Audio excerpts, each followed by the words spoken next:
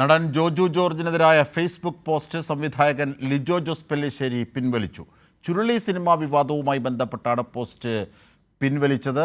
സിനിമയിൽ അഭിനയിക്കുന്നതിന് താൻ ഒപ്പിട്ട് നൽകിയ എഗ്രിമെൻ്റ് പുറത്തുവിടണമെന്ന് ജോജു ജോർജ് ആവശ്യപ്പെട്ടതിന് പിന്നാലെയാണ് സംവിധായകൻ ഫേസ്ബുക്ക് പോസ്റ്റ് പിൻവലിച്ചത്. ചുരുളി സിനിമയിൽ അഭിനയിച്ചതിന് നടൻ ജോജു ജോർജിന് നൽകിയ പ്രതിഫല കണക്കുമായി ബന്ധപ്പെട്ടുള്ള പോസ്റ്റാണ് ലിജോ ജോസ് പെല്ലിശ്ശേരി പിൻവലിച്ചത്. ഫെസ്റ്റിവലിന് അയക്കാനാണെന്ന് പറഞ്ഞ് ചിത്രീകരിച്ച തെറി പറയുന്ന രംഗങ്ങൾ ലിജോ പിന്നീട് OTTയിൽ റിലീസ് ചെയ്തു എന്നും സിനിമയിൽ അഭിനയിച്ചതിന് പ്രതിഫലം മുഴുവൻ കിട്ടിയില്ലെന്നും ജോജു ജോർജ് നേരത്തെ ഒരു അഭിമുഖത്തിൽ പറഞ്ഞിരുന്നു. ഇതാണ് വിവാദത്തിന് തുടക്കമിട്ടത്. ഇതിനു പിന്നാലെ ജോജുവിന് 5 ലക്ഷം രൂപ പ്രതിഫലമായി നൽകിയെന്ന ഫേസ്ബുക്ക് പോസ്റ്റുമായി ലിജോ ജോസ് പെല്ലിശ്ശേരി രംഗത്തെത്തി. തുടർന്ന് ജോജു ജോർജ് മാധ്യമങ്ങൾക്ക് മുന്നിലെത്തി കാര്യങ്ങൾ വിശദീകരിച്ചു.